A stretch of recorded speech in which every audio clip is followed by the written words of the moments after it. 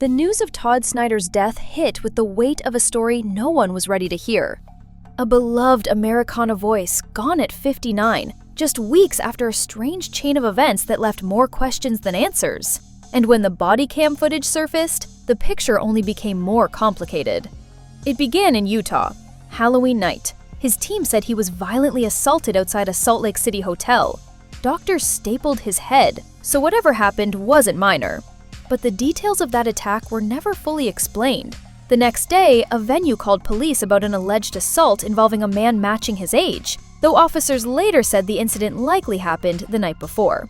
Fans arrived expecting a show and instead found silence. By nightfall, Todd's band and tour manager had reportedly left him behind in the city. Why remains unclear.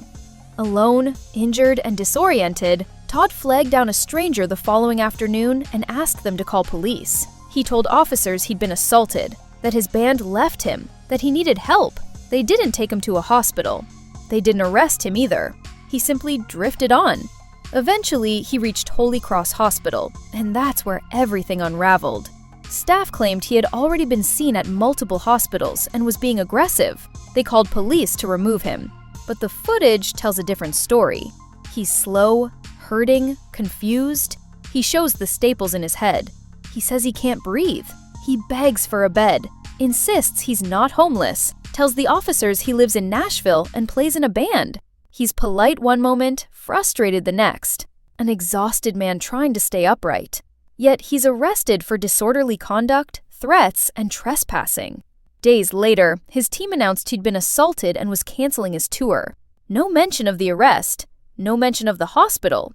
He was released from jail, returned to Nashville, and somewhere in those days, his condition worsened. How sick he was, who checked on him, what support he had, none of that is clear.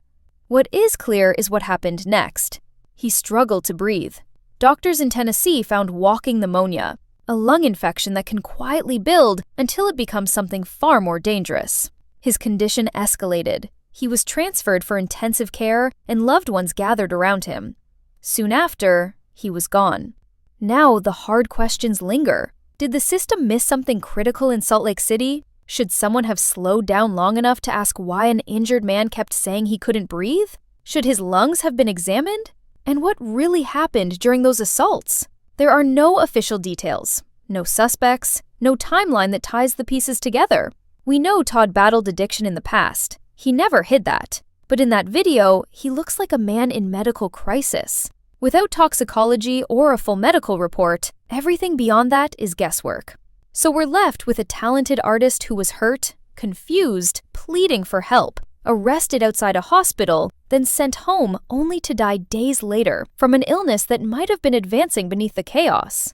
Fans are mourning a songwriter whose music held raw truth, and the people who loved him are left hoping those missing answers eventually surface.